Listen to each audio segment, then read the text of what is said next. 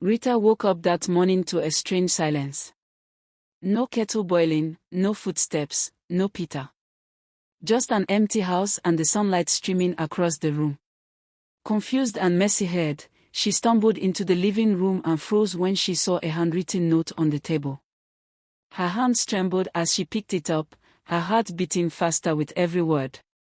Realizing Peter had left the house, Rita panicked. She rushed outside barefoot, wrapper barely tied, scanning the compound in fear.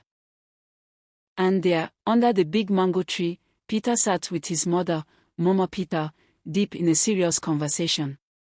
Before Rita could reach him, curious neighbors began gathering, whispering, pointing, gossiping. Auntie Emilia, always dramatic, stood near Rita's yard to observe everything that was happening. Rita dropped to her knees before Peter, tears streaming down her face, pleading for forgiveness. But just stood without knowing what to say next. Mr. Tom, the landlord, arrived with the confidence of a man ready to restore order. He stood between the couple, explaining the seriousness of the issue with strong gestures. But he ordered the authority to arrest Rita. Before things could settle, Edna burst into the compound dramatically, sunglasses half raised, hips swaying. She pulled Rita aside and whispered mischievous advice into her ear. But for the first time, Rita pushed her away, angry and frustrated. Suddenly, a flashback struck Rita. The burning gas cooker she had forgotten days earlier, the near disaster that started all the tension. That moment reminded her how far things had gone. Rita sat down sobbing without knowing what next. Rita grabbed his shirt tightly, crying as if her world was falling apart.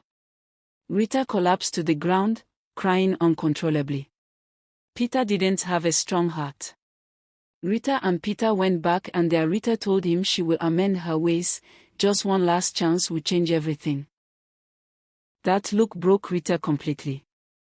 Hours later, determined to change, Rita picked up a broom for the first time, not lazily, but with purpose. She swept, scrubbed, washed, arranged, her eyes full of regret and determination. When Peter saw this, he joined her happily. The house sparkled. It looked like a home again. Rita stood there, nervous but hopeful. Peter dropped his bag slowly, tears forming as he pulled her into a tight embrace. Neighbors peeked and smiled. The sun set behind them in a warm glow as Peter and Rita held each other, ending the long battle between pride, laziness, patience, and love. The end of the lazy wife.